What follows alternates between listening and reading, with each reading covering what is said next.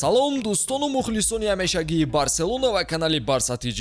дар оғози навор мехоҳем ба шумо як нуқтаро фаҳмонида диҳем ки давоми фаъол будани равзанаи трансферӣ атрофи дилхо даста хабару овозаҳои инсайдерӣ бисёр мешаванд. мо ки диққат ба дастаи барселона дорем, ҳадафамон ҳамаи он хабарҳоро сари вақт баҳри шумо мухлисон пешкаш кардан аст. лутфан барои дастгирӣ лайки худро дареғ надоред ва албатта ки дар канал обуна шавед. барои дастгириятон сипосгузорем. дӯстон, ёдовар мешавем ки навори мо бо дастгирии ширкати 1x омода шудааст. ҳама гуна рақобатҳои футболиро маҳз бо хизматрасониҳои ширкати 1x ҷолибу диданӣ гардонед. дар 1x регистратсия осон ва пардохт аз тамоми гӯшаи канори дунё, вале муҳимтар аз он бонус то $100 дар аввалин пардохт бо промокоди TG Barsa. силкаи зарурӣ дар комментария. ба ҳама муваффақият. барселона бо нархи 5 миллион евро ҳимоятгари 18-сола Микаэл Фаеро аз лигаи дуюми Хорватия харидорӣ мекунад. ба ин ҳимоятгари ҷавон дастаҳои Челси ва Борусия ҳам диққат дода истода буданд. Микаэл Фаеи 18-сола дар дастаи Кустошияи Хорватия бозӣ мекунад ва ба синни ҷавонаш нигоҳ накарда ҳунараш дар майдон хело хуб мебошад.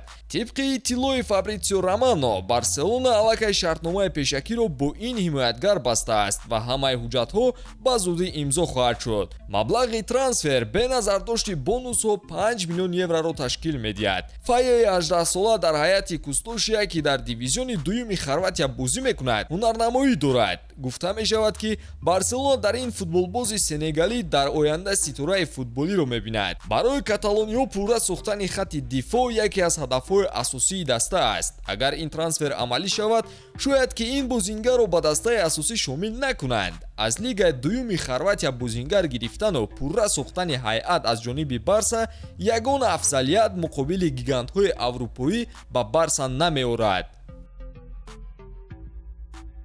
бозингари ҷавони дигар Витор Роке яке аз тақвиятҳои Барселона дар мавсими оянда хоҳад буд. Деку дар бастани шартнома бо ин бозингар нақши асосиро бузидааст, чунки Деку дар бораи бозори бразилӣ дониши кофӣ дораду муносибати хуб бо агенти футболбоз Андрей Кури доштааст. ҳарчанд ҳар ду тараф масъалаи ҳуҷҷатгузориҳоро ҳаллу фасл кардаанд, вале гузариш расман эълон карда намешавад, чунки Барселона ҳоло маблағи фонди иқтисодии худро барои трансферҳо омода накардааст. ҳолати феълии барселона ҳадди аққал 3 тағйиротро талаб мекунад то ин ки даста тавонад ки аз ҷиҳати иқтисодӣ сабукӣ гираду бозингарони навро шомили даста кунад. баъди ҳалли мушкилиҳо Витор Роке барои 5 мавсим бо барселона шартнома мебандад. маблағи гузаришро 40 миллион евро эълон карданд ки барселона онро дар 3 марҳила пардохт мекунад. хулоса Барса ба назар чунон бечора менамояд ки барои харидани бозингар аз корти саломи бонки Алиф бо кредит бозингар харида истодааст. бошгоҳи Интер баъди нокомӣ дар финали Лигаи Чемпионҳо нияти тақвияти ҳайати дастаашро кардааст. Интер ҳадаф дорад ки нимҳимоятгари Барселона Франк Кесеро ба даста ҷалб кунад. миланиҳо мехоҳанд ки масъаларо давоми ҳамин ҳафта ҳаллу фасл кунанд ва ёдовар мешавем ки Интер Кесеро бо дигар бозингарон иваз кардан мехоҳад, на ин ки трансфер бо харҷи маблағ.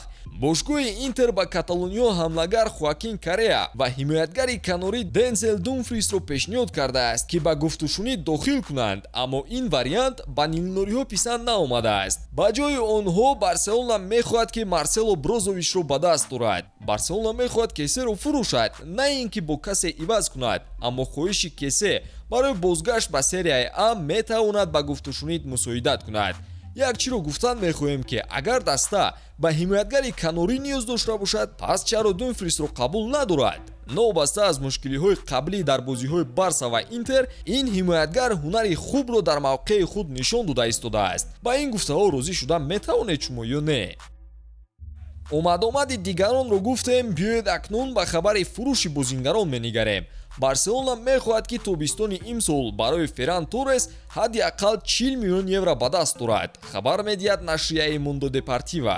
ёдовар мешавем ки каталониҳо барои футболбоз дар моҳи январи соли 2022 ба Манчестер Сити 55 миллион евро пардохт карда буданд ва маълум мешавад ки даста омода аст 15 миллион евро аз даст диҳад то ин ки аз Торрес халос шавад. Фаромӯш набояд кард ки Барса то ҳол пули хариди Торресро пардохт накардааст, зеро тибқи созишнома бо дастаи англисӣ арзиши пурраи интиқол бояд дар давоми 4 сол пардохт карда шавад. Ивазкунандаи комил барои Ферран бозингари Атлетико яъни Караско ба ҳисоб меравад. ҳамлагари белгиягӣ нисбат ба Торрес бозингари ҳамаҷониба ва самаранок ҳисобида мешавад. Барселона ду мушкилот дар ин раванд дорад. Якум ин ки Ферран намехоҳад дастаи хавиро тарк кунад, ӯ дар пойтахти Каталония зиндагӣ карданро дӯст медорад ва дуюм ин ки пешниҳод барои хариди ӯ аз дигар дастаҳо Барса ҳанӯз нагирифтааст. Ба Торрес ки зиндагӣ дар Каталония писанд бошад ва агар Барса дигар вариант наёбад, ӯро ба дастаи ҳамсоя Эспаньол тақдим кунаду монад. Ба ҳамин тамом дӯстон, пайгири барсатиҷӣ бимонед ва аз хабарҳои ҷолиби Барселона сари вақт огаҳӣ пайдо кунед.